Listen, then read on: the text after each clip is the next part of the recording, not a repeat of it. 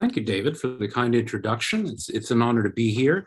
Now, you mentioned my book, Stalin's War, and I suppose that book is going to furnish, to some extent, the backdrop to my remarks here. Although, of course, our subject is really more about America's role in the war and the World War from the American perspective.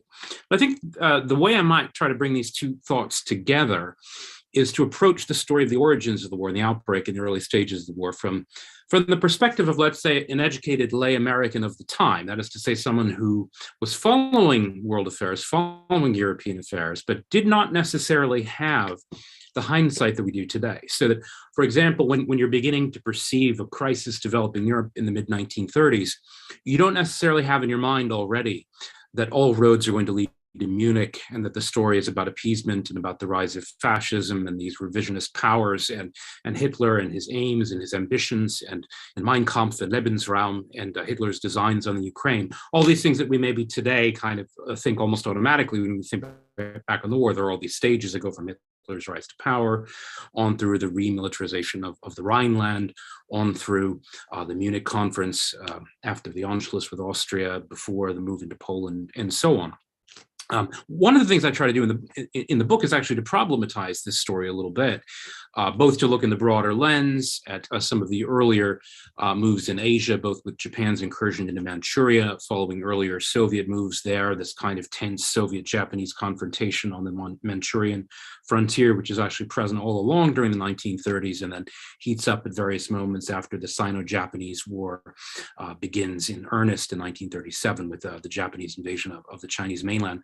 While also looking at Europe from the perspective of not just Hitler being this kind of dynamic revisionist player on the chessboard and the other powers responding to him.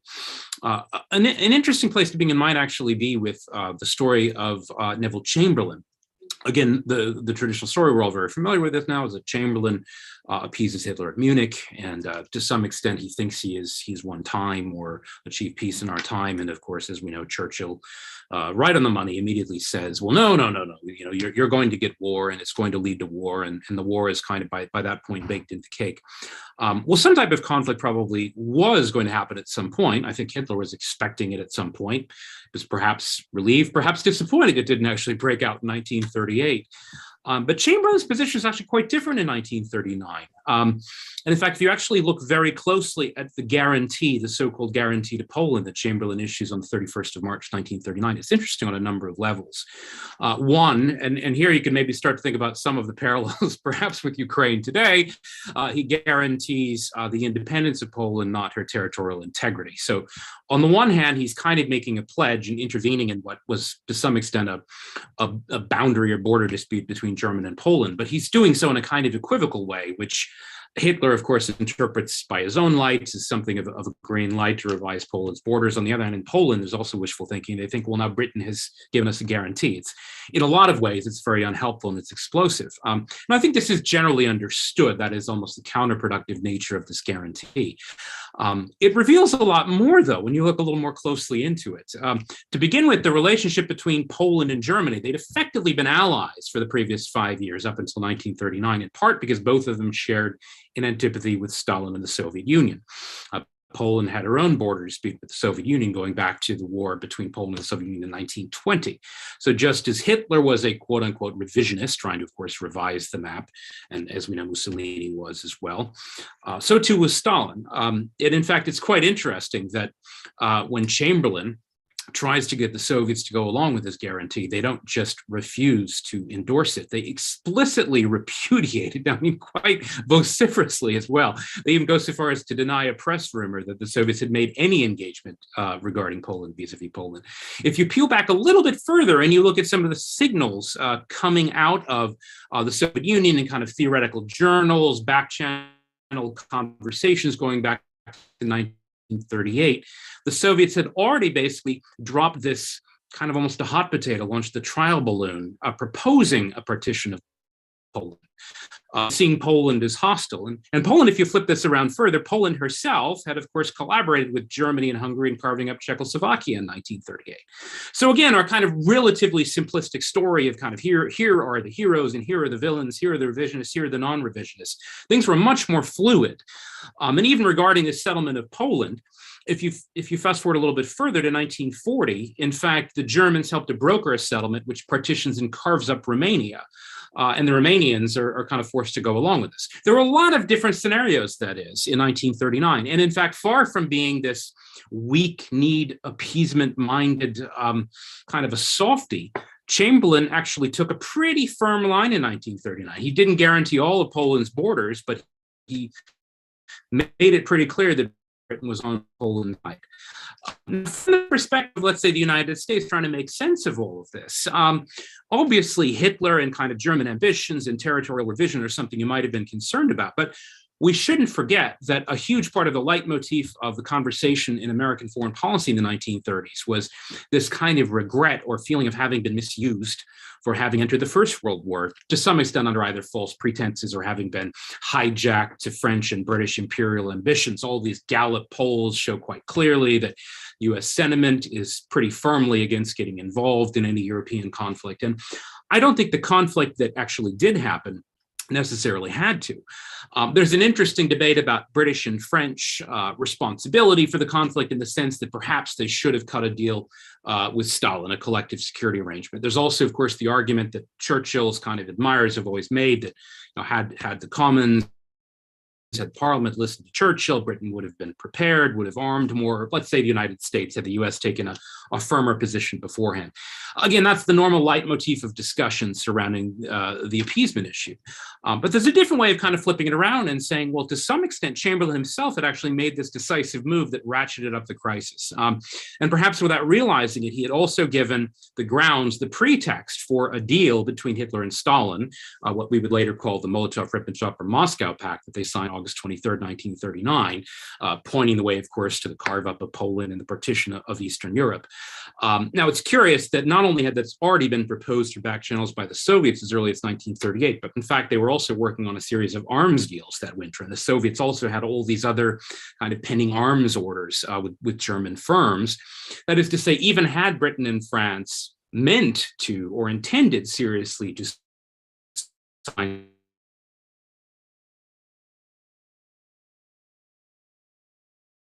and probably would have taken it anyway. Frankly, they didn't have anything to offer him, whereas the Germans did. It turned out that the Germans actually perceived probably more accurately, or with more acumen than perhaps Britain and France did, that Stalin was in the market for a deal, that he was in the market for territory.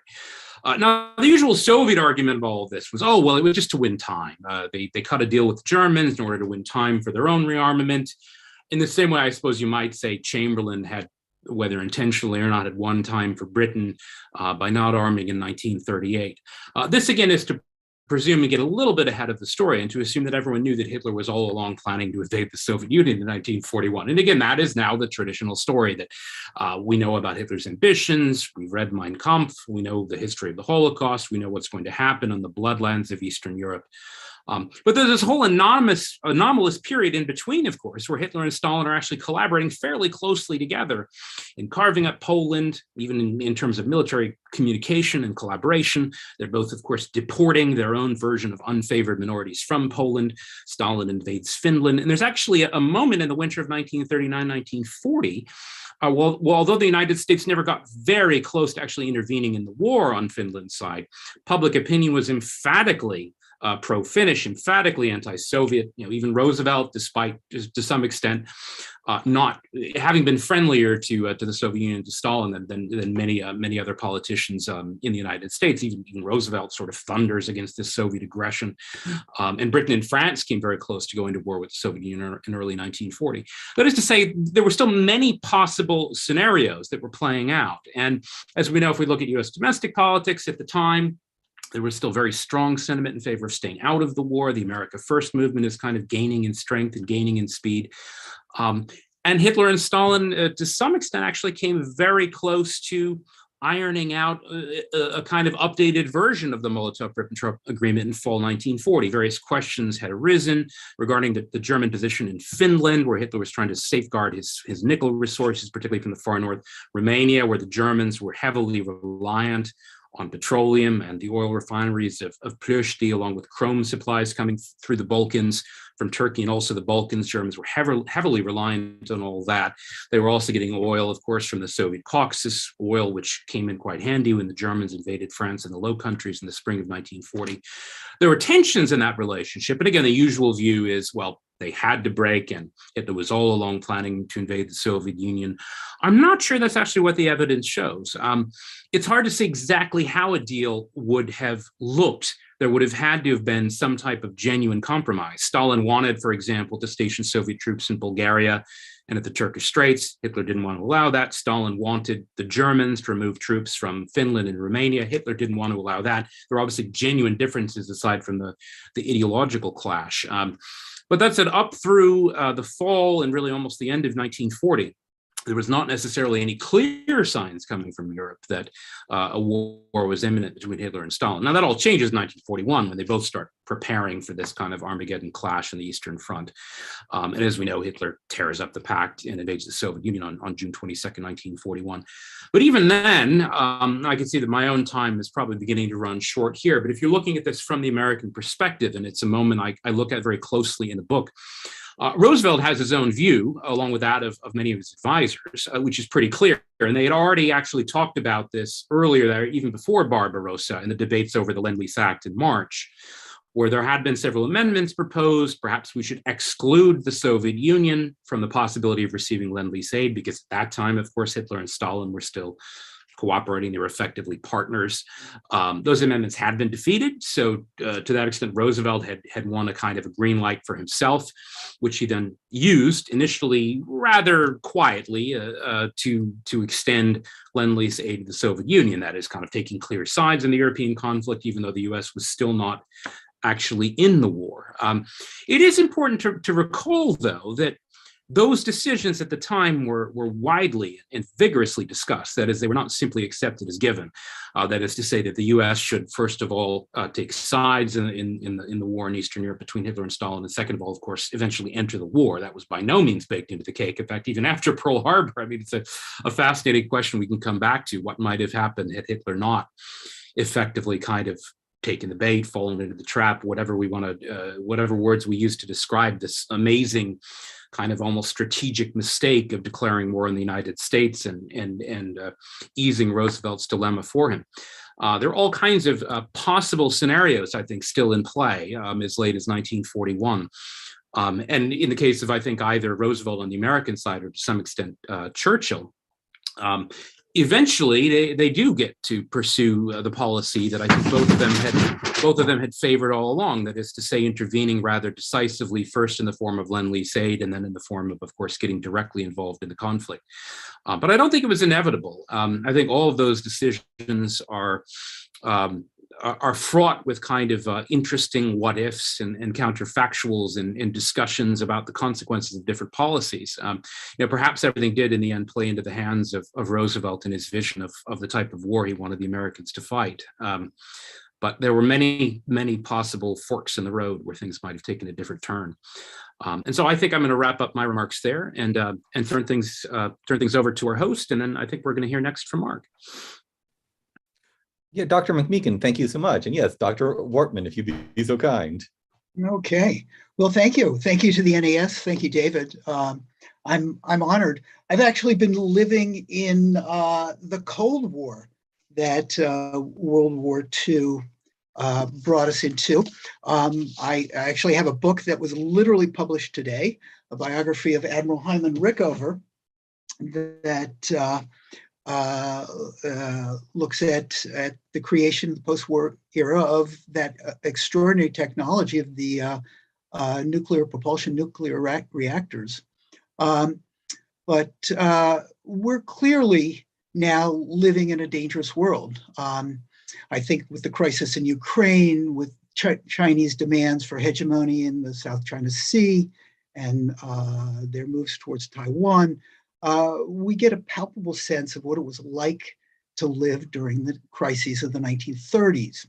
But we always have to be careful, I think, as Sean has so well pointed out, about the lessons or analogies we draw from history, because origin stories are always just that. And they're stories, they're narratives that historians debate over and over. And there's always a contingency to them. They could be turning in multiple directions, multiple pathways. So when did World War II actually begin? And what I'm going to do in my very brief time is really focus on the American place in that origin and sort of the multiplicities of possibilities there. So was it September 1, 1939, when Germany invaded Poland? Perhaps it was, as Sean was pointing out, in Munich in 1938, when Chamberlain didn't stand up to Hitler's demands and for the Sudetenland, gave a bad name to appeasement, but what many would call diplomacy. Or was that a smart way to hold off on a war a little longer while Britain rearmed? But we could roll it back further. Maybe it was in Manchuria in 1931 when Japan invaded and occupied the land. Or and the world did nothing to stop it. Or was it in 1937 when Japan had a full-on invasion of central China and started creating a regional conflict there, every bit as large as what was going on, eventually going on in Europe. But when I think about it as a world war, it wasn't. It was really when the war came to the United States, which that truly made it a world war, and that defined everything after that moment. Clearly, from the end of the Great War, the world was on a path toward another cataclysmic global war. Could we have gotten off that path if by reducing the demands of the Treaty of Versailles and perhaps saving the Weimar Republic? Maybe by understanding Stalin's paranoia and the Soviet Union's security needs through some form of alliance, which Sean didn't mention, that actually Stalin at some point did reach out to England and seek that alliance. Or maybe we could have stood up to the militarists and the extremists early on and knocked down the bullies, and at the risk, though, of going to a bloody war. The U.S. thought about going to war, or the White House considered going to war in 1937 after the Panay was attacked on the Yangtze River outside of Shanghai, in a sort of dress rehearsal for Pearl Harbor. So certainly when you think about the lived experiences of the leaders at that time, they weighed the costs, the relative costs of diplomacy and war. But what's clear, the First World War left a contest for supremacy among the European powers unresolved, and military extremists in Japan knocked out the civil government or overran the civil government, and they were determined upon establishing Japanese hegemony in Asia.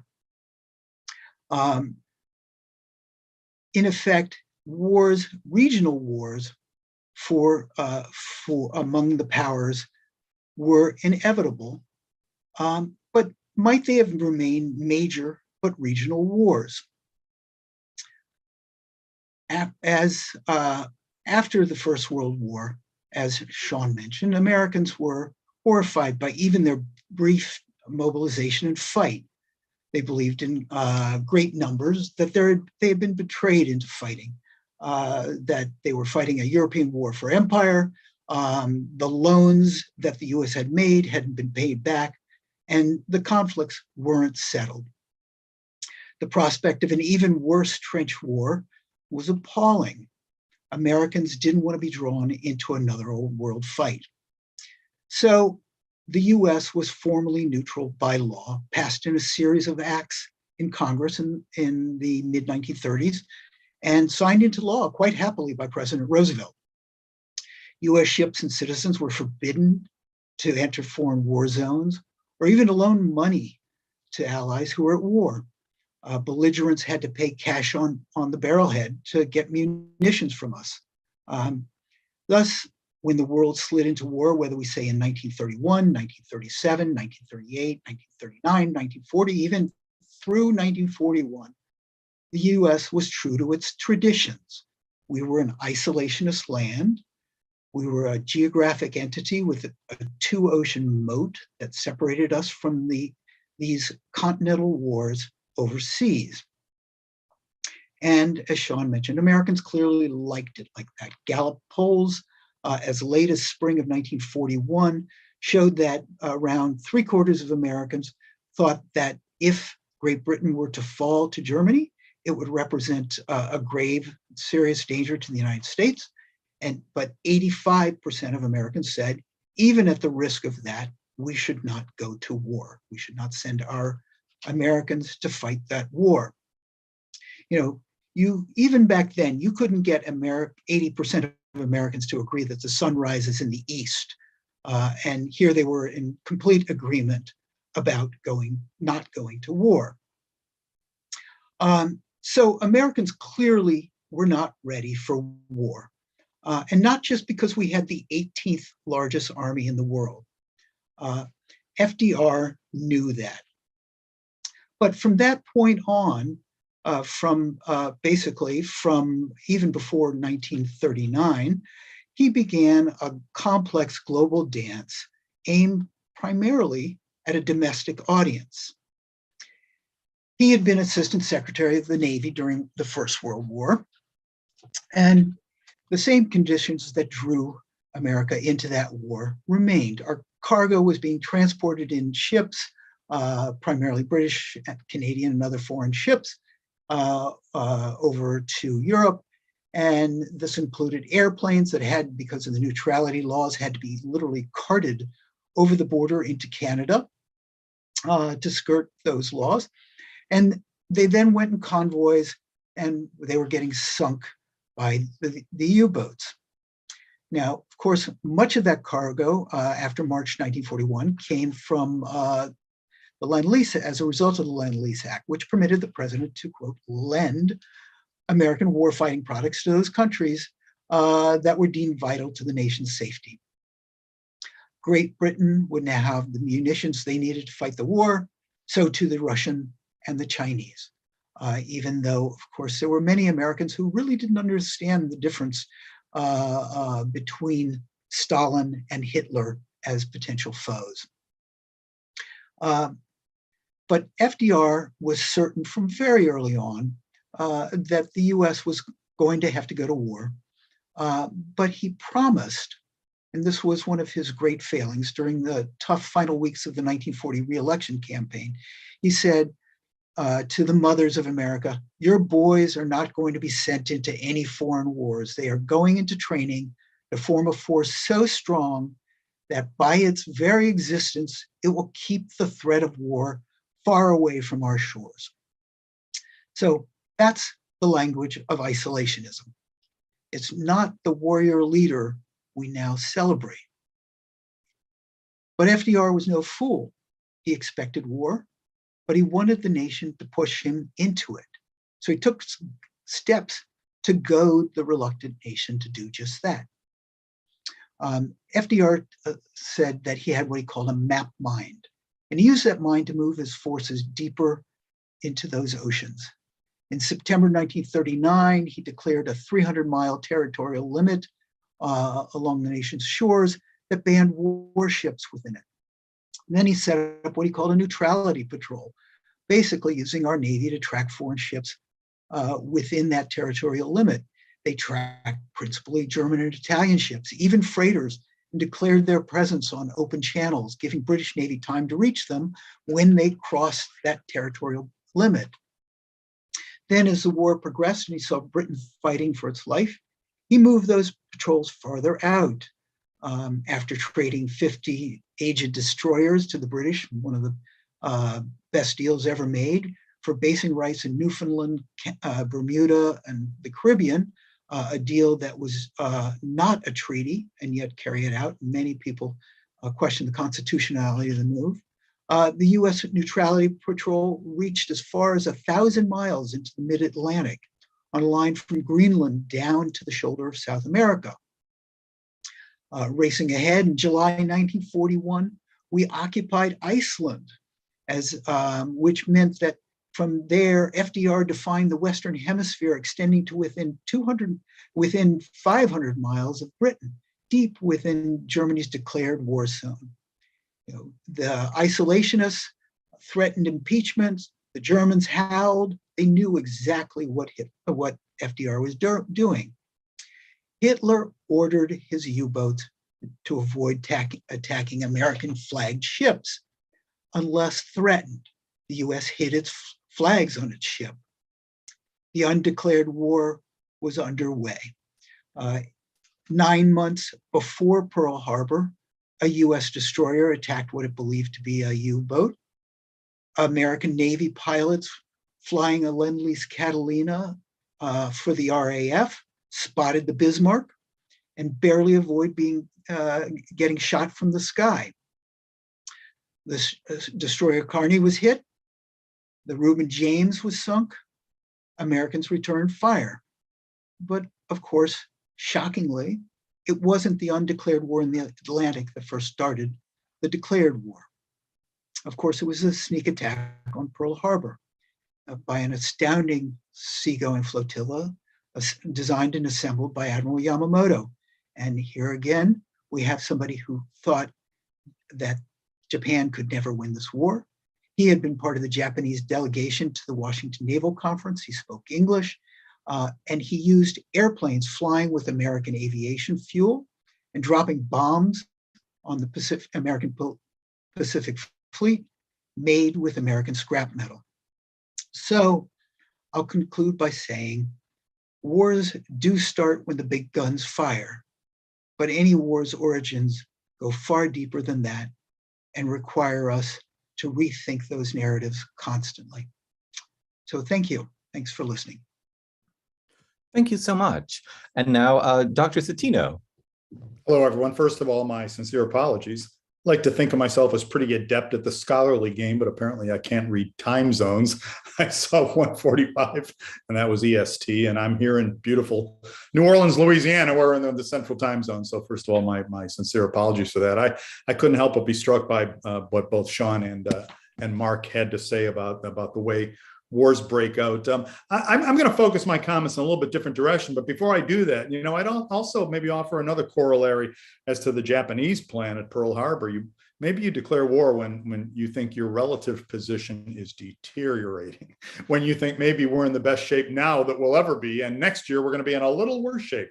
I go back to Moltke the Younger in 1914, and that certainly was a part of German calculus back in the origins of the First World War. But I am the senior historian at the National World War II Museum. We're currently building our last permanent exhibit there, and it's called the Liberation Pavilion. It's really about the impact of the war on America, both as it was being fought, but especially, and maybe even more importantly, after the guns had fallen silent. So those are going to be the main focus of my comments, but I hope we can really mix it up during the Q&A. It's practically a cliche to say that World War II changed the U.S. So not only did the United States transform into the world's dominant superpower, but it also transformed the U.S. Internally, sparking changes on the home front that really, I think, amounted to a kind of national reinvention. And I'll try to establish that point going forward, keeping one careful eye on the clock. So I'd like to begin by talking a bit about the economy of the United States during World War II. Nobody's arguing that war is a wonderful thing, and World War II was the most horrible in history. But America's mobilization and then the concomitant leap into wartime production jump-started the longest period of sustained growth in American economic history. Not only did America supply itself during the war, as Marc has just pointed out by his references to Lend-Lease, it also supplied its allies through this very successful program. Some of the numbers of U.S. military production during World War II simply boggle the mind. They did then and they continue to. Production of aircraft carriers, for example. Japan laid down 18 new aircraft carriers during the course of World War II, which is, it's an impressive number, and the Japanese had to strain their economy to the utmost to produce 18 more aircraft carriers. And the number for American aircraft carrier production in World War II is a nice round 124. The United States launched more ships in 1941, most of which at the time it wasn't even at war, but was already preparing for war. More ships in 1941 than Japan did during the entire war. 1944, the US built more planes than Japan did during the entire war. Now, the statistics relative to Germany wouldn't be quite so impressive, but would nevertheless be impressive enough. That led to prosperity. US GNP increased 60% during World War II, the roughly 4 years that America was involved in World War II, which is just, again, a kind of a shocking figure. If we could approach a fraction of that today, we'd be a happier country. Even as consumer prices rose during that era, total earnings went up 50%.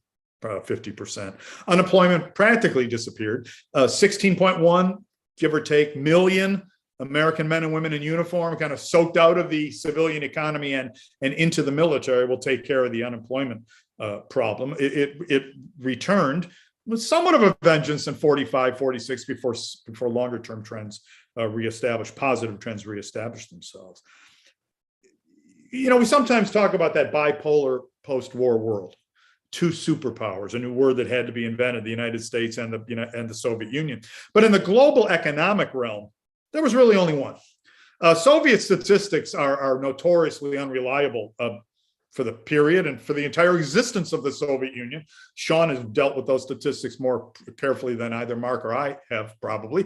And so Sean, that the Soviets made up whatever number they seemed convenient to them politically at the time, as our friends, the Chinese People's Republic, do today, make up whatever figures seem to them to be logical and sellable. But the US economy was anywhere from 2 to 4 times the size of the Soviet Union at the end of the war. By 1945, the United States owned 2/3 of the world's gold reserves, half its shipping, more than half of its manufacturing capacity. Obviously, enemies like Japan and Germany had been smashed and were no longer economic rivals, but even friends, like Great Britain, was so tapped out that it could offer no real competition on the economic or trade front. In fact, wasn't even heating its homes well until 1947 or 1948 during the cold British winters. I teach about the Marshall Plan a lot. We talk about it here at the museum, and it's easy to get warm and fuzzy about the Marshall Plan. But so it's easy to interpret it in terms of a liberal view of foreign policy. One power selflessly rebuilding not only its former adversary or its friends, but also its former adversaries alike. But the Marshall Plan is the hardest-headed military and economic policy you can possibly imagine. It's a necessary step. You have to have trading partners out there. If you own more than 50% of the world's manufacturing capacity, you better have a market where you can sell them and consumers who are wealthy enough to buy them. So I interpret the Marshall Plan as a realist rather than as a liberal in terms of my foreign policy. I suppose one could see strands of both, and maybe there's something we could say generally about U.S. foreign policy. But so much for the economy. The economic statistics can go on forever, and they do tell an amazing story. Consider demography, the science of population and its trends. World War II saw an unprecedented internal migration in the United States. 16 million men and women marched off to war, as we like to say. Some floated and some flew, as you probably know, if we say marched. 24 million moved in search of good paying defense jobs. We say 16 and then 24, and that's 40. Those numbers are only meaningful when compared to the population of the country at the time, which is roughly 130 million people. So 1 out of every 8 Americans was in uniform, and 1 out of every 5 roughly moved in the course of the war, usually in search of good paying defense jobs. 8 million women came into the workforce, millions of African Americans and Latinos. In general, migration took place from the South, and those migrants headed either north or west. to work in established war industries. Over 700,000 from rural Appalachia alone, heading north to the great metropolises of Muncie, Indiana, Dayton, Ohio, and then Detroit, Michigan, most famously. Ford built one of the largest defense plants of all time at Willow Run, just outside of my longtime hometown, Ypsilanti, Michigan, used to produce B-24 Liberator bombers. But Willow Run was literally a village one moment, and then 8 months later, at a population of 75,000 people, churning out B-24s, one per hour, eventually on nonstop production, or 24 a day. That assembly line stretched over over a mile in length. If you ever get a look at the Willow Run plant, which still exists today, and at least it's outlined, you can still kind of get a layout of the plant, and it's a mile-long assembly line. As I say, I'm from Ypsilanti, and so many Ypsilantians hail from Kentucky. It's still common today to call the town Ypsi-tucky. There's a bar in downtown Ypsilanti known as the Bomber. It harks back to its wartime existence. It wasn't just folks from Kentucky who benefited from the war, but it was a sort of, in general, this internal migration completely disrupted traditional patterns of American settlement, of contact between the races. I would also add of contact between the classes, because I think it's something we tend as Americans to say we don't have a class society, but I'm not one of those people who believe it. While we're on that subject, then, in terms of social change, World War II, more or less, created the American middle class. The war's still raging, but the issue no longer in doubt. Congress passed the Servicemen's Readjustment Act in June of 1944. That's better known as the GI Bill. Tuition and room and board payments to help veterans attend university, low cost, zero down payment mortgages, low interest loans for business startups, 1 year of unemployment compensation, because I think Congress realized there was going to be a period of adjustment. It was available to all veterans who'd been on active duty during the war years for at least 90 days and had not been dishonorably discharged. It was colorblind, as it's famously, we know the GI Bill was colorblind. It was administered by your local VA, and that could be difficult. African Americans in the South often claimed they had a very difficult time collecting their benefits. But by 1956, almost 8 million veterans had taken some advantage of some benefit from the GI Bill. And that college education is still the ticket from blue collar hourly labor to white collar salary work. Typical life story for a World War II veteran, a farm boy, a Central City tenement dweller in the pre-war era, now living in a single family home in one of those gigantic prefab suburban housing tracts that sprang up after the war, Levittown being the most famous. 20 million Americans moved to the suburbs in the decade after 1945, and that's another colossal demographic shift, and perhaps the longest lasting legacy of World War II, the emptying of our cities. I now live in New Orleans in a exposed brick apartment in the Central City again, so there's been kind of a movement back, but never to the population density that the Central cities had before World War II. So, everything I just said could sound like a sort of a ad for a greatest generation, or for some talk about the good war. None of this, and this, by the way, I will say, is where you have the most difficult time at a museum and getting these more subtle points across. You have to resist the urge to romanticize any of this. Little Hart famously said, "Why do you fight a war?" Well, you fight a war because you didn't like your peace. You fight a war to get a better peace. And it sounds like, America wound up with a better peace, and, all hail to World War II, but we should resist the urge to romanticize any of the points I've made. That huge wartime expansion, large companies were the main beneficiaries. The 50 largest corporations in the United States got 75% of all government contracts, for obvious reasons. Size, economies of scale, the kind of expertise a big company can hire as opposed to a mom and pop shop. Thousands of small businesses went belly up, and a vast number of them in the first year of the war. That internal migration sounds like a free people on the march in search of opportunity, and it was.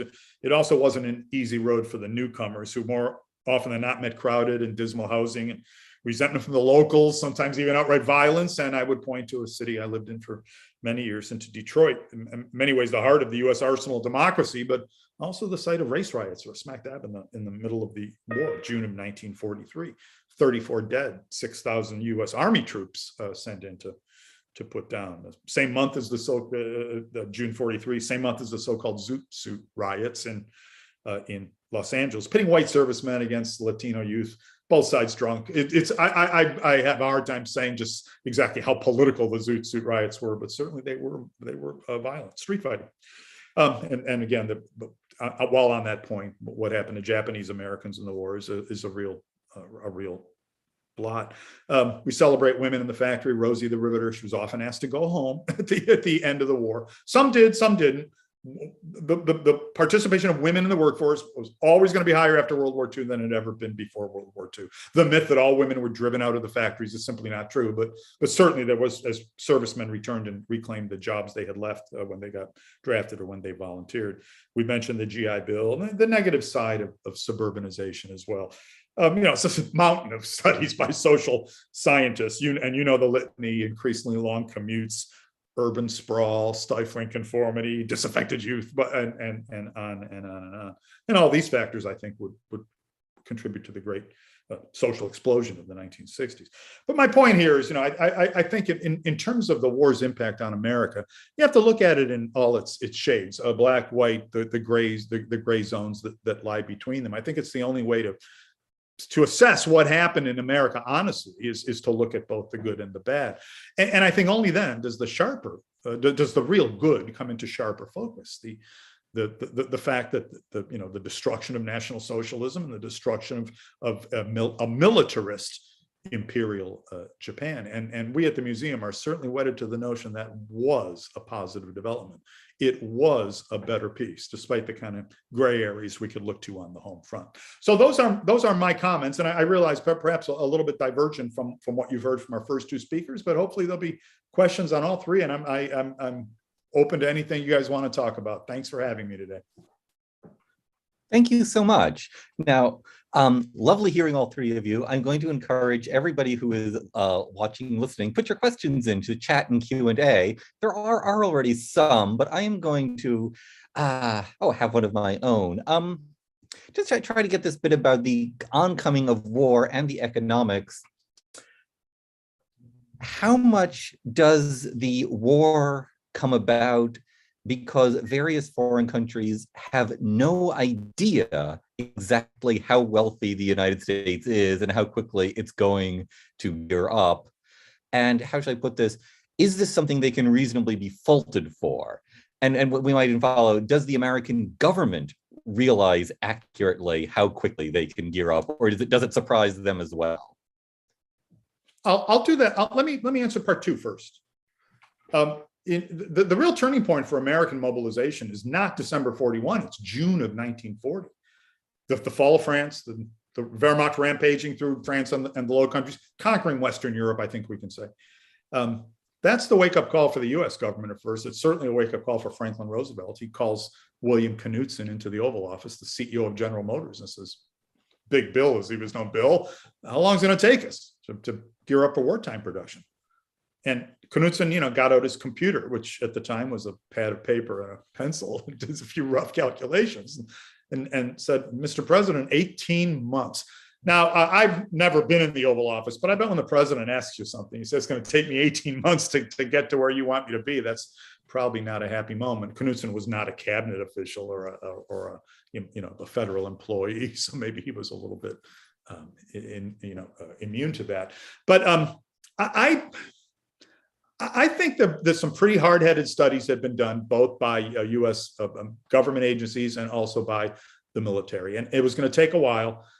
Almost an entire year would have to be devoted to machine tools, to producing machine tools. And then only then could there be this economic takeoff. So I see some questions in the margin, but why didn't America do something to stop Hitler earlier? And God, everybody wishes we had, if only there was something to do. But the biggest thing we had to do in the second half of 1940 was produce machine tools. So that's my short answer. And Dr. McMeekin or Dr. Wortman? Could I take one of the questions from the chat, or sure? this? No, I just an interesting gloss I thought where I might intervene. There was an interesting question here about the idea that some kind of second Holocaust occurred in Eastern Europe at or just after the end of World War II.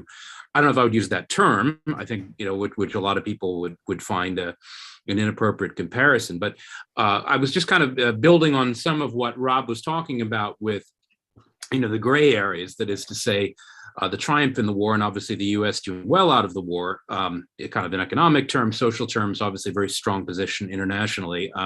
There's something I think of both world wars, the first as much as the second, that, from the lens of one of the Western powers, from the United States, they do come out of it all right. But of course, whenever you look at Eastern Europe, it's just, you see nothing but suffering. I mean, you just see this enduring mess where, the Soviets are still basically trying to mop up the Polish Home Army resistance well into 1947. And by mop up, I mean, of course, at times they're bombing from the air and they're strafing these kind of freedom fighters, as we might call them, or in the Baltic countries in Ukraine, where the Soviets are still fighting resistance fighters. And then we even had, I don't know if this is what the second Holocaust term refers to. Again, I wouldn't use that term, but you did have the mass deportation of German nationals from these countries. And again, usually it's seen as kind of, to some extent, just desserts of the Holocaust.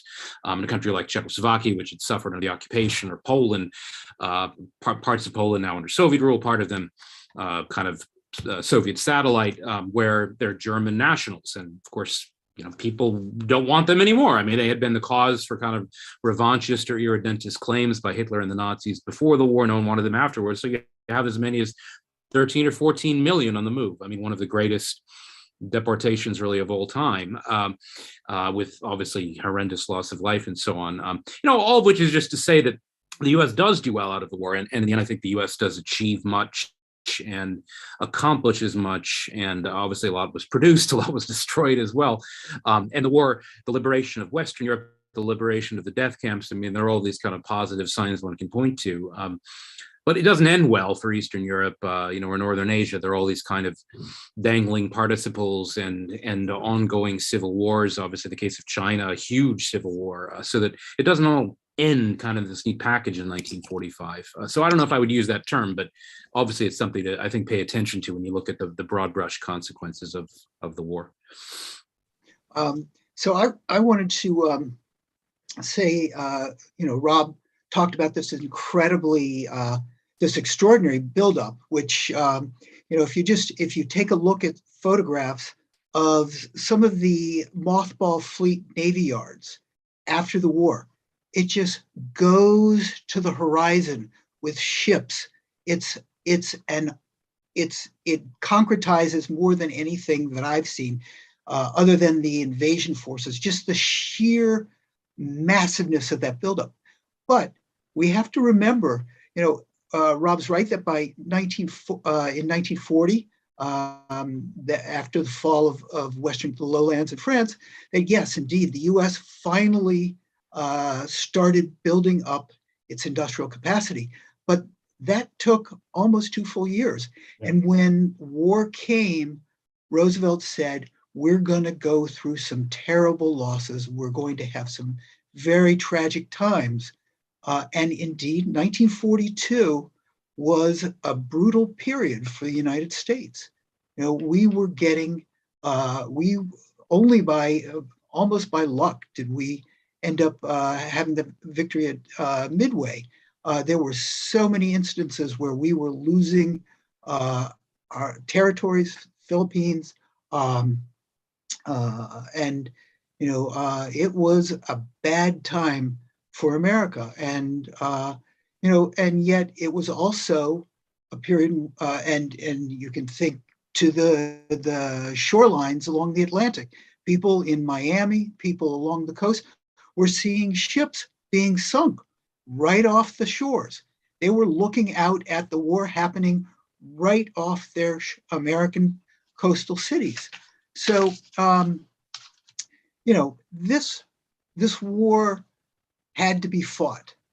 It wasn't simply a matter of the U.S. had this massive industrial capacity, and therefore, as soon as the U.S.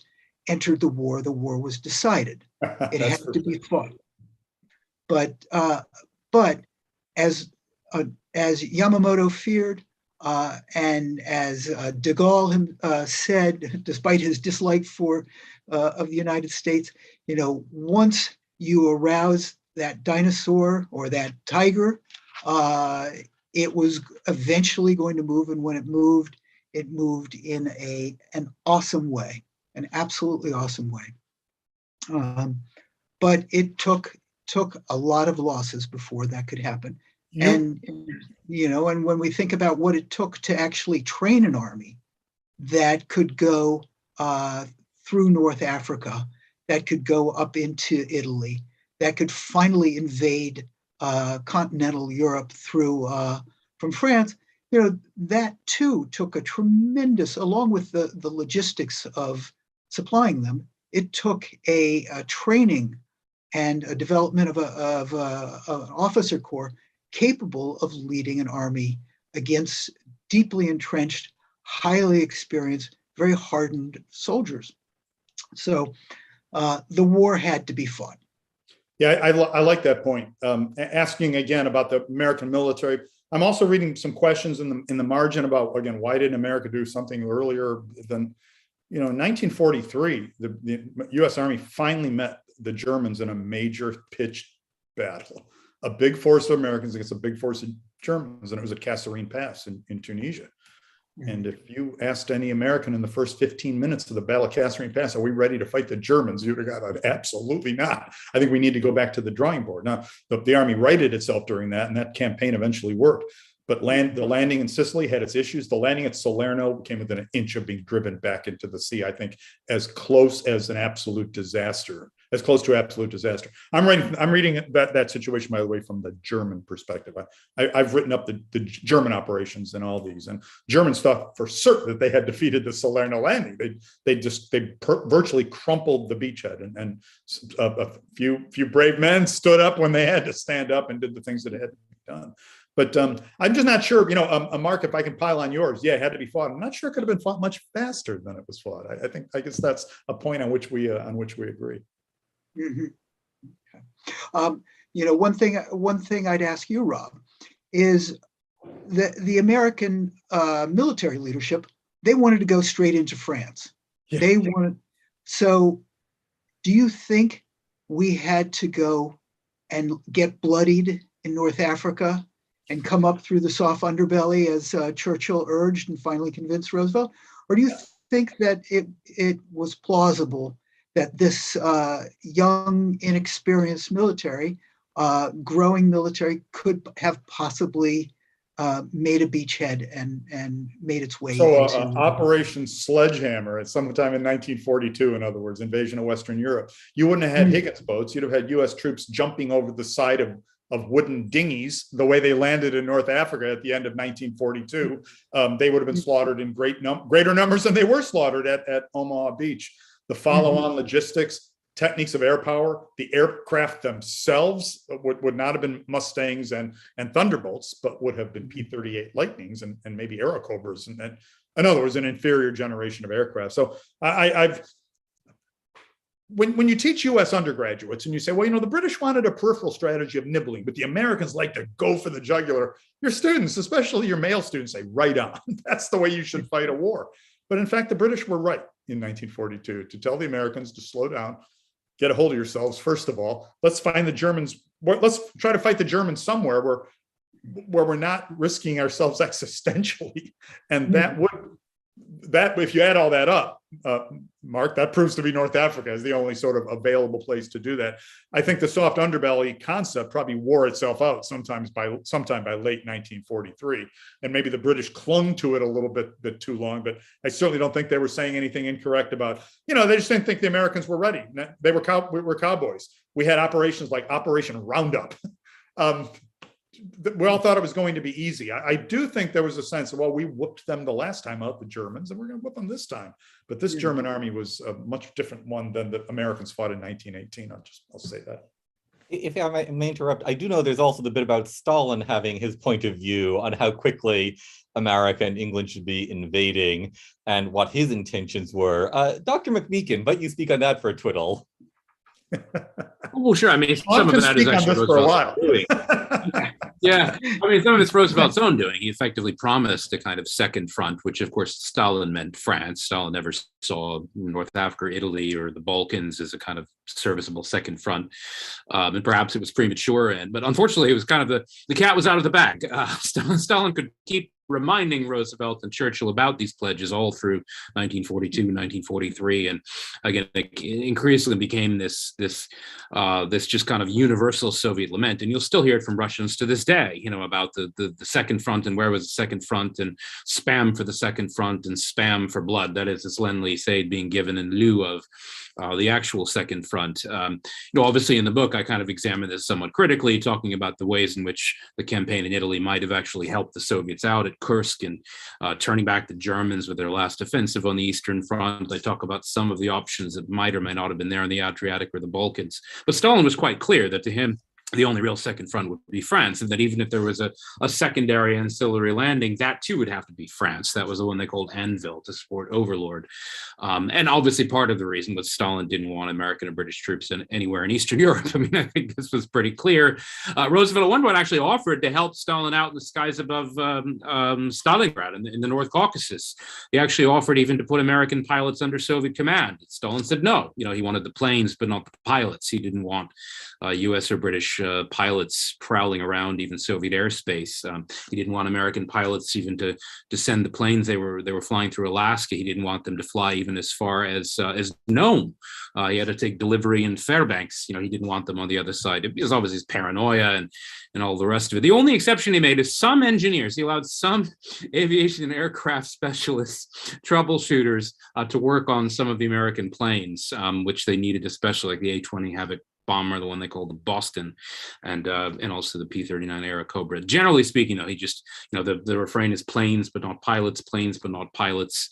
He doesn't want the same thing's true right at the end of the war when problems come up over Poland, where the U.S. wants to inspect some prisoner of war camps and or potentially with Britain inspect elections. He doesn't want them there. I mean, he's got this almost incurable paranoia. There's no getting around it. But so yeah, from his perspective, France was the only option, the only real show that would count as a second front. I want to ask a question, if I may, drawn from the audience. Catherine Coleman asking, how much do you think the economic gains for the US were an intentional part of FDR's strategy? I want to expand that. I mean, let us say that how much does planning for the peace affect how you fight the war? And let us say the comparisons are Germany has its New World Order, your redoing of Europe. Japan has the East Asia co-prosperity sphere. Stalin has his plans for how he's going to be having a Soviet zone. How much is our planning for an American-led peace after the war affecting how America fights the war?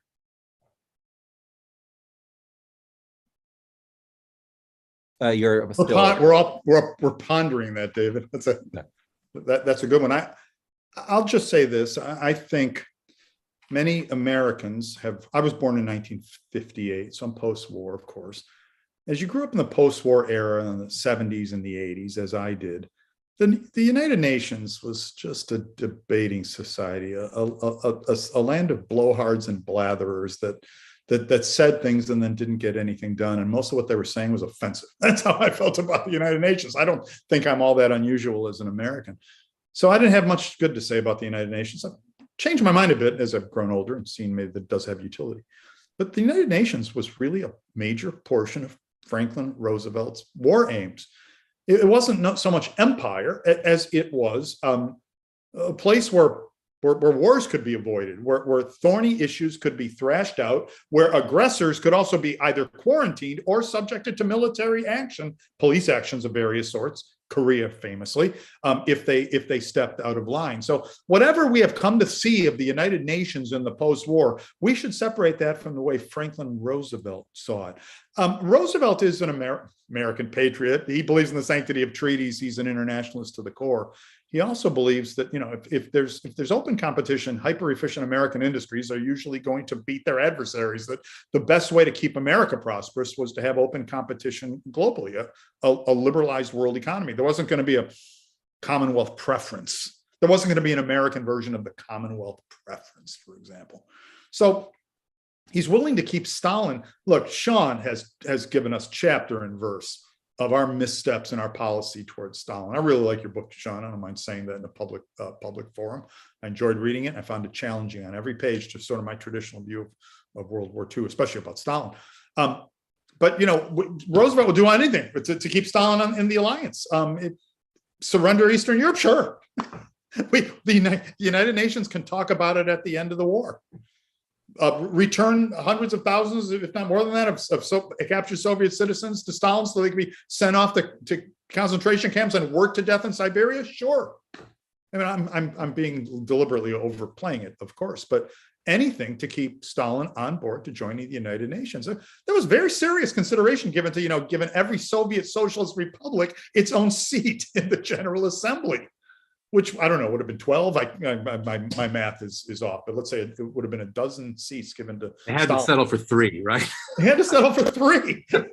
But will you join my club? Yes. Well, we'll give we'll give you 3 times the benefits we give anybody else. So I do think that desire to form a United Nations had a great deal to do with U.S. policy during the war. That was a long way of stating that, probably.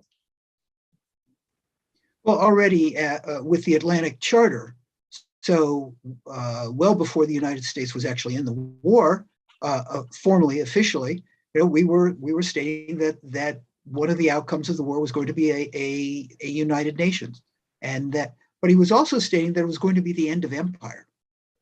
Churchill was not happy about that, and they never formally signed it as an official alliance or document, but it was, at this wedding ceremony on the Prince of Wales in Argentia. But this was truly, the United States war aims were very clear already, well before the U.S. entered the war. I think this liberal rules-based order. The end of colonial empire, the end of preferences, trade preferences. So it was, Roosevelt there was no question that Roosevelt had a post-war vision. Now, whether that affected the actual fighting, the way in which the United States went about the way it made war, I don't know that I could make that jump.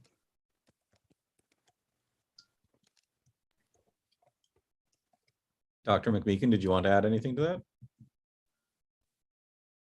I that? hope I don't repeat anything. My connection is a bit unstable, so I'll try not to repeat any of the points that the others made. I mean, one way of looking at this, of course, is also looking at it from Churchill and the British perspective. And I think part of what is so poignant about the Churchill story is that, of course, in some ways, he's kind of the plucky hero of the conflict, going back to Britain fighting alone for a period in 1940. And yet, of course, in the end, he achieves almost none of his objectives, which is to say, to some extent, yes, defeating Hitler, but beyond that, preserving some role for Britain and her empire in the world, standing up for what he saw as kind of Britain's liberal values, perhaps some variety of imperial preference. And of course, instead, Roosevelt really kind of muscles him aside, and to some extent even literally sides with Stalin particularly at Tehran, a little bit less openly at Yalta. But where if any country kind of does the most fighting and achieves the least, you might say it's actually Britain. It's a part of I think the kind of the either the tragic or the ironic story of Churchill and his vision. But I think it's absolutely right that the United States has these clear objectives in the same way that Stalin did. And perhaps the US ones, some of them are a bit more abstract. But on the other hand, some of them were about muscling Britain aside and even to some extent capturing a lot of the old markets that Britain had exploited through imperial preference, and even taking over many of Britain's old coaling stations and imperial bases, and going back to the basis for destroyers deal. You can clearly see the war in that sense as kind of an American success story, a Soviet success story, but also a very unfortunate and somewhat painful failure, I think, for Churchill and the British, and something that maybe we don't always appreciate. If I may, one more word about Franklin Roosevelt's hard head. Lend-Lease, yes, but before Lend-Lease, we sold weapons to the British until they had pretty much reached their ability to pay, and then some new arrangement had to be found, and it was Lend-Lease. So that's hard-headed. You bankrupt your neighbor before you lend him your fire hose, as FDR famously said. that quote about just briefly to play devil's advocate for Roosevelt in dealing with Churchill so harshly. we shouldn't forget Britain actually defaulted on her World War I debts in 1934. That's a large part of what the Johnson Act was about. The Soviets had defaulted too, of course, but I don't know why he sort of, for some reason, favored the Soviets over the British. But that is to say, one can make the argument, Keynes obviously made the argument that the US should have been more magnanimous after the First World War, but from the US perspective, Britain had defaulted on her debts and you had to drive a hard bargain with them so you wouldn't be exploited by them again. And so he really did have Churchill just over a barrel, and he took advantage of it. I'll just mention, by the way, from some reading I've done, there's this wonderful constant negotiation between the British and the Americans, in effect, over how much the British have to pay, where the British are desperately trying to pay as little as possible. The Americans are trying to squeeze them as much as possible. And the compromise we get is not perhaps quite as squeezing as the Americans wanted, but it's surely a lot worse than the British wanted. There is a question, by the way. I see a question, David. A couple questions coming in about the end of the Pacific War. Oh, is that Rob? Were you going to jump in there? Rob, you're muted again. I answered one in writing, Sean. Please do go on. There's some interesting. Yeah, well, no, I must say, an erudite group of listeners here, man. There's something. Yeah, no, we're also trying to respond sometimes, but we're not sure we're going to be able to respond sort of verbally to the questions. So try to follow both threads at once. But no, it's a great question about the Soviet offensive in Manchuria. I mean, I suppose the easy answer is to say that both the dropping of the atomic bombs on Hiroshima and Nagasaki and the Soviet offensive, to some extent, I think, helped convince the Japanese high command, obviously reluctantly, as we know, there was some last minute drama into the final unconditional surrender.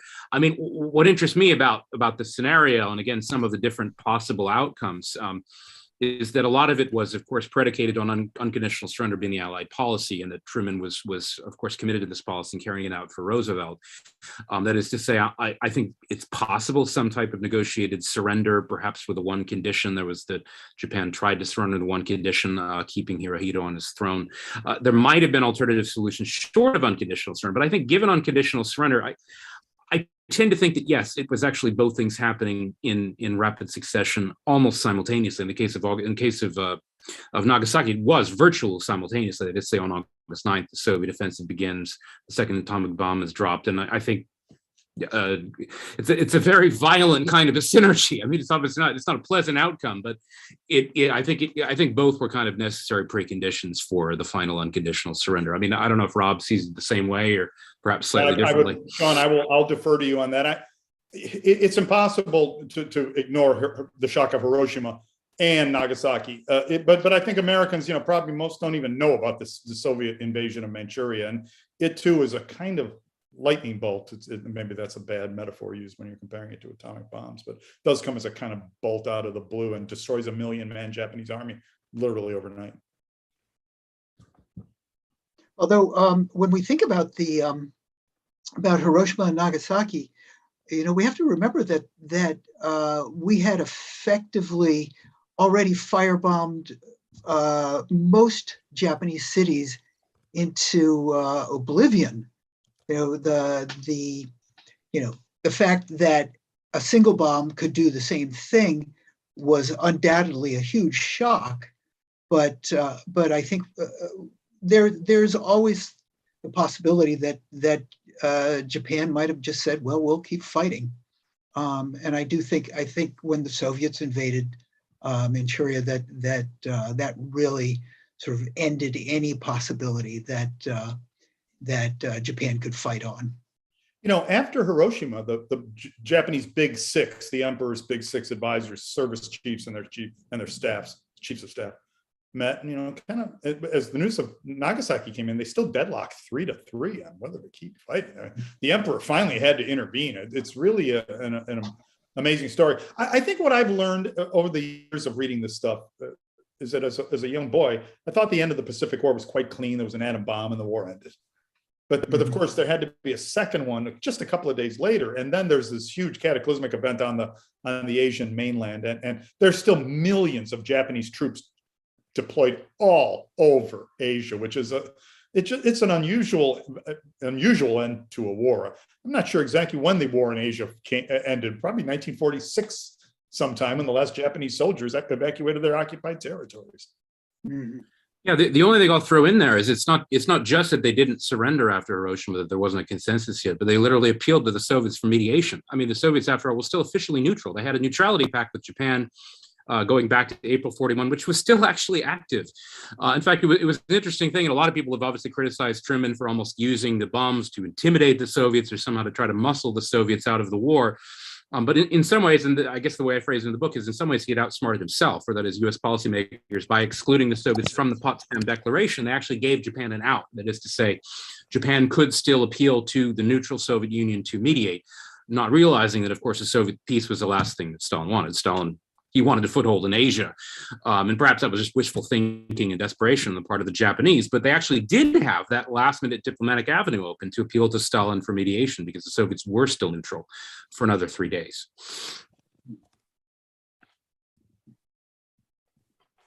I have a question, actually. The relative importance to American policymakers of Europe and Japan. I mean, this is, I think, a important issue which has been, it's talked about, but this oddity that we then, we are bombed at Pearl Harbor. We then put 2/3 of our effort into fighting the war in Europe. Does that actually roughly correlate with the amount of attention we paid to, the diplomacy, the economics, the everything of fighting the war? 2/3 Germany, 1/3 Japan, or is it distorting to think of it that way?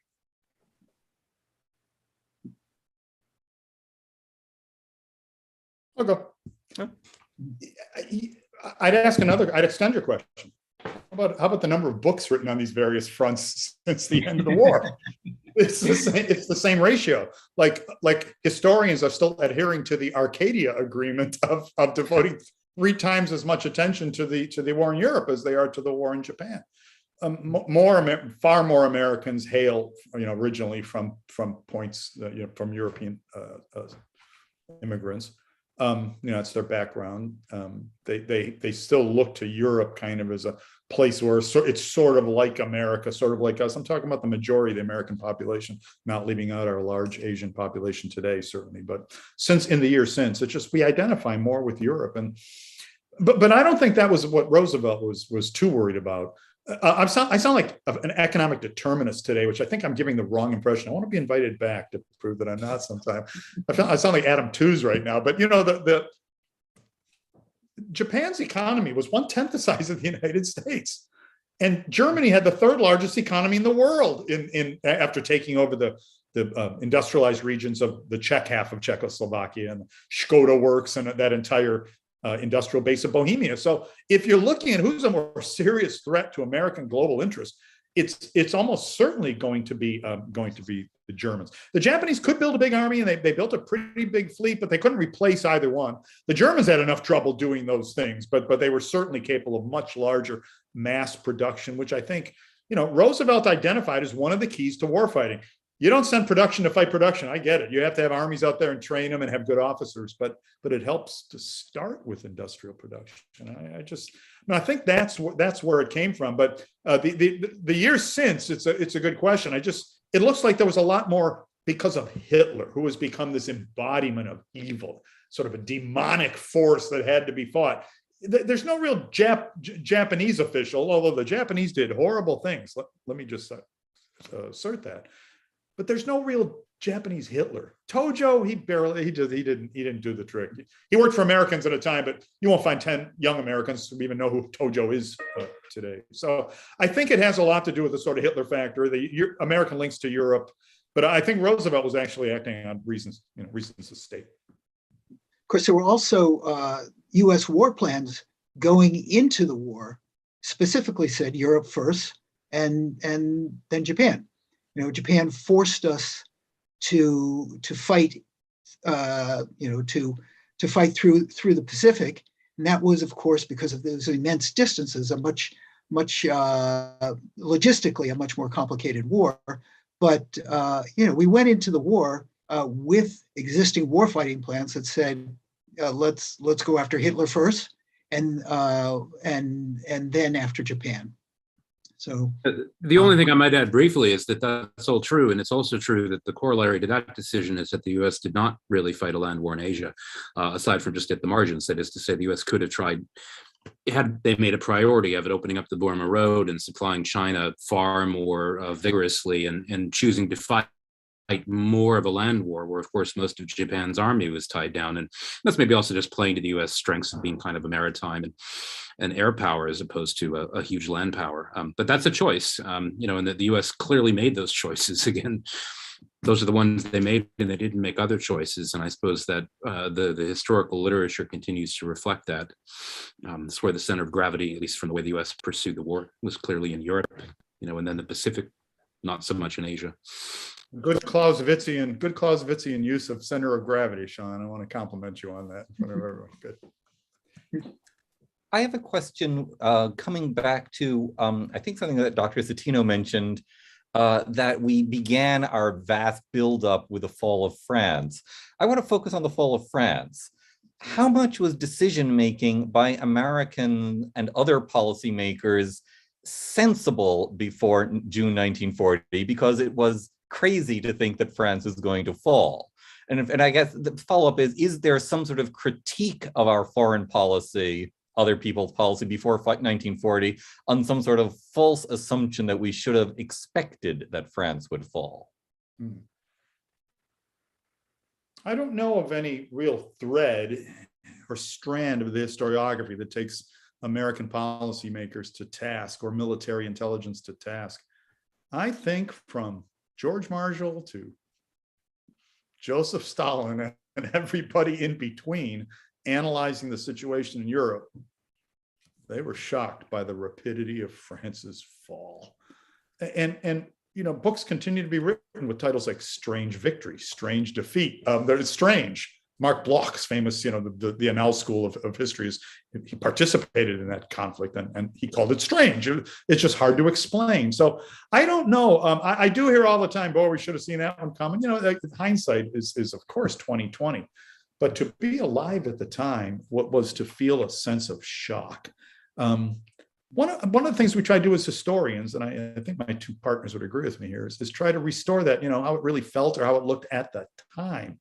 Easy to say how it looks now. I can do an analysis of both of those militaries, and I have. It's been like my career talking about Case Yellow, and give you all sorts of reasons why the Germans wound up winning that campaign as rapidly as they did. But I don't think you find many people alive at the time. Maybe I'm missing somebody. I just want to say briefly that I know that Dr. McMeekin has to go to a class soon. If you wanted to have any last words, and we're going to be ending in about 10 minutes, but if you want to have any last words now.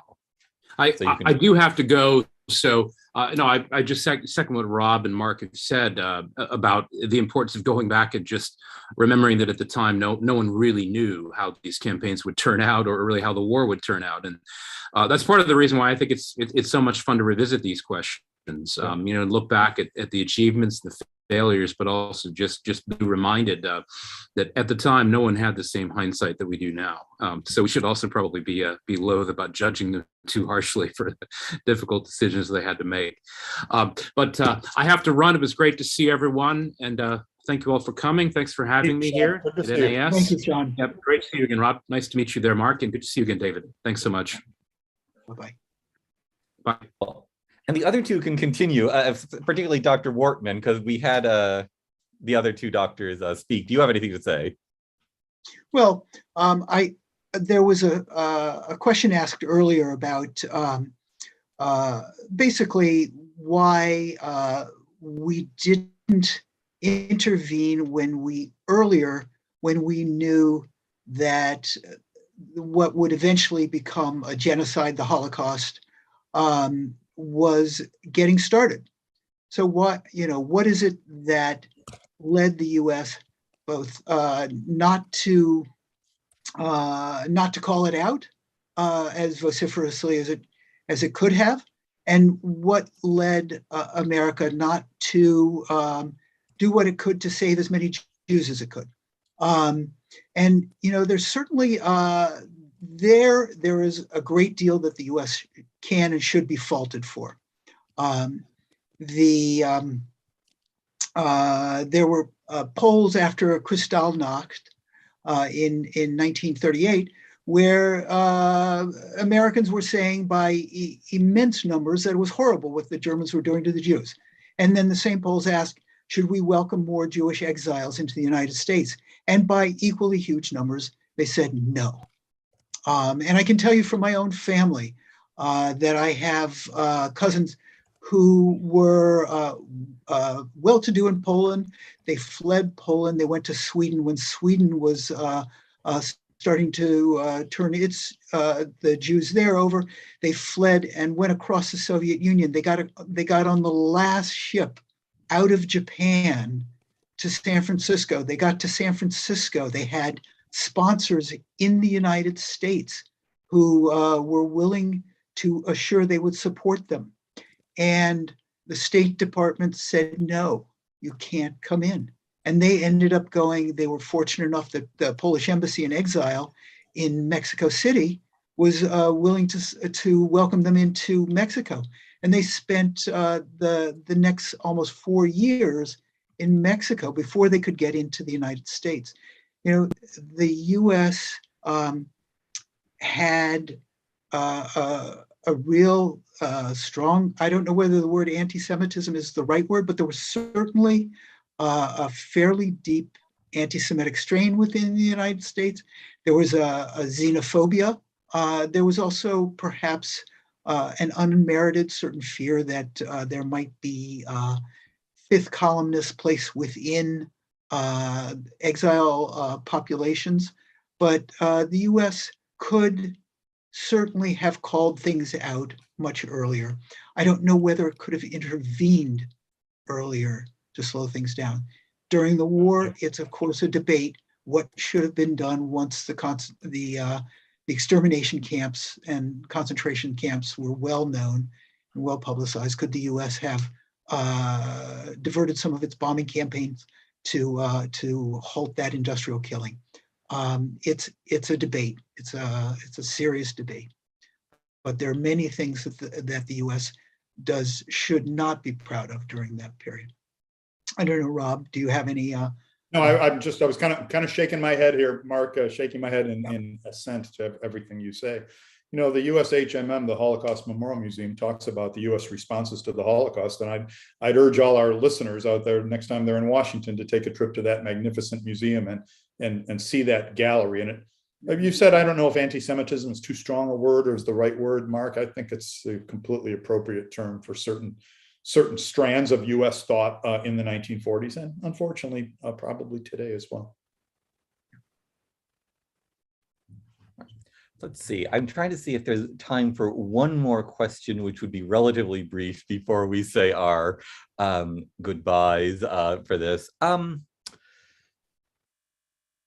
lot of great questions here, man. This is an embarrassment of riches. Yeah, I know.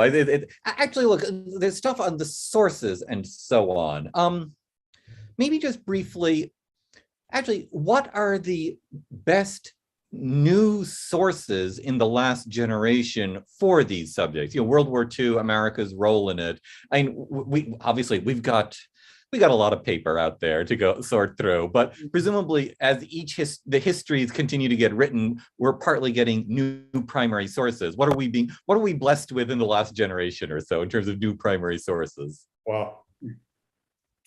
I read on the Germans, and let me say that in my lifetime, when I was a young man and young scholar, we read German military memoirs, Guderian, Manstein, Mellenthin, and a host of others that we took as holy writ.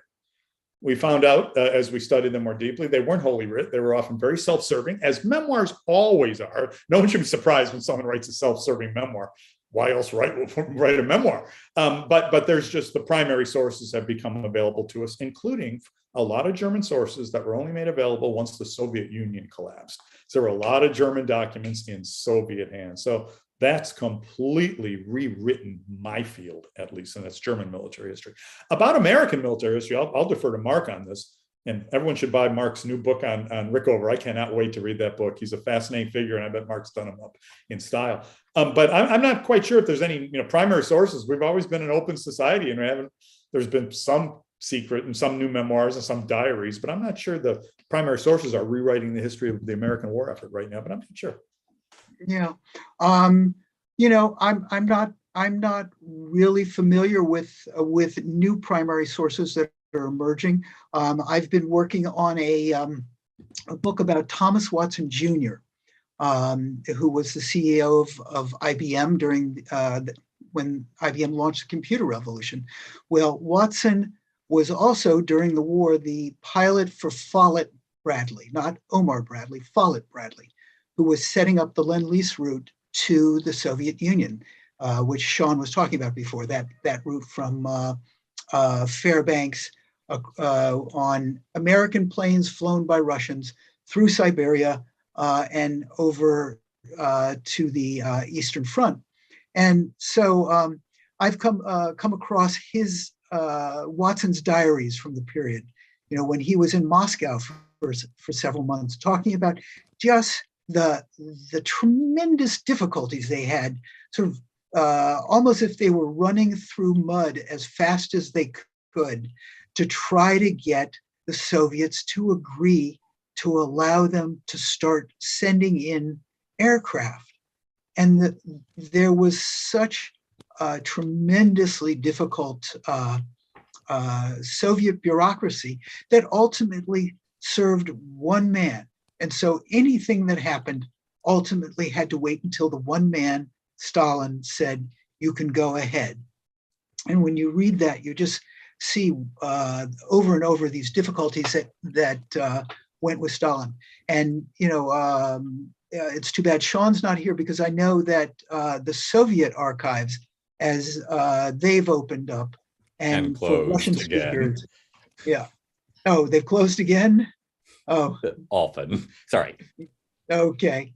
Well, but what has opened up a great deal of documentation that was not previously available. But largely the United States from World War II has become largely an open book.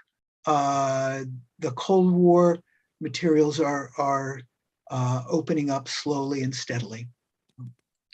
Thank you both. I'm going to ask if both of you could maybe make a 1-minute closing statement, just, closing statement in general, things you might else want to say, and then I'll just wrap up.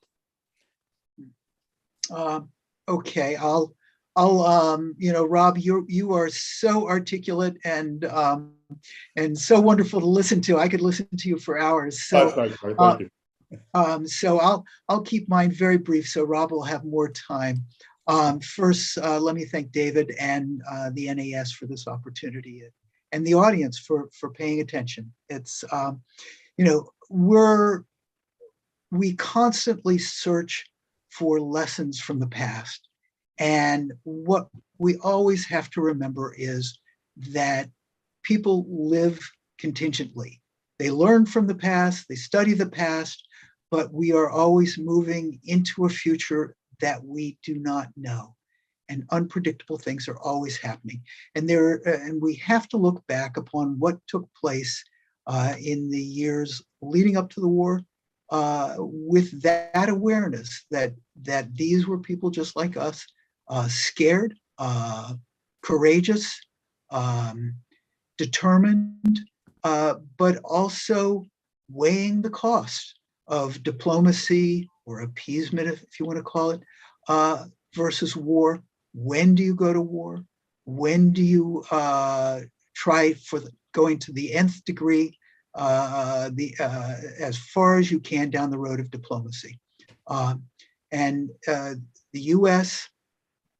was choosing to go down the road of diplomacy and to seek a way to convince the U.S. leadership, seeking a way to convince the American people that it was time to go to war, that this was something that was not avoidable.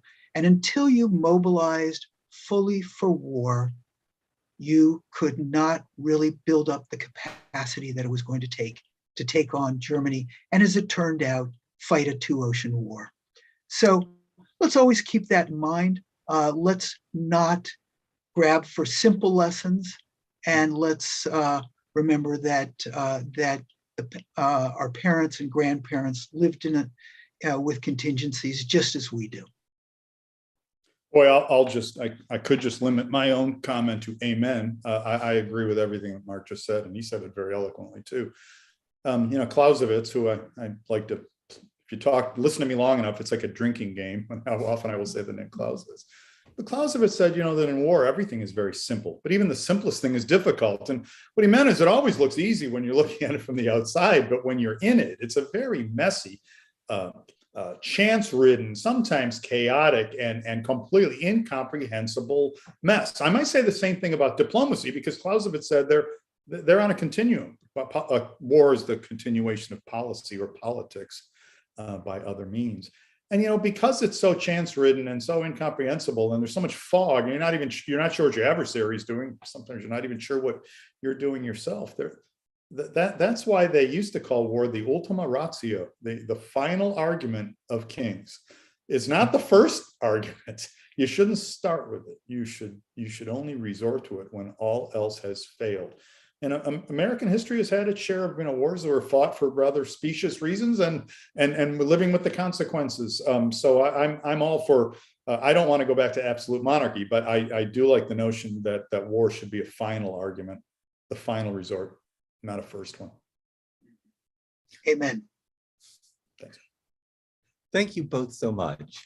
So I want to say my thank yous to you, my thank yous to Dr. Sean McMeekin, who had to go off to teach a class. Isn't it terrible? You ask professors to speak and then they go off and do teaching. So priorities. Sean had a long afternoon, guys. Yes, and we are, of course, especially grateful to him, therefore, that he did make his afternoon so long. So my thank yous to the professors. My thank yous, by the way, to my colleague, Chris Kendall, who organizes this and all of the American history webinars. He's behind the scenes. Everybody who's watching, you should know that. My thank yous to the audience. Thank you so much. We're doing it for you, and you make this possible. You make it a conversation by your questions, some of which I've passed on, some of which were answered directly by the participants. We cannot do it without you, and you make it better. So thank you so much. I'm just going to say once again, this will be recorded within 24 hours on the National Association of Scholars YouTube channel. Any remaining questions, please send to me, randall@nas.org. Be glad to forward them. I will advertise. We're going to be continuing to have webinars, hopefully as good as this one, though it's a high standard to meet. We have, for example, one on the Vietnam War on March 1st coming up. We may have something else on the next week when I'm on vacation. We have stuff on the turn of the screw on March 8th. Both history and literature webinars are continuing. Well, I must say, the history webinar, we're actually approaching the present really quickly. So that will be completed, actually, I think, the next month or three. So thank you, everyone, so much. It's been wonderful. Thanks,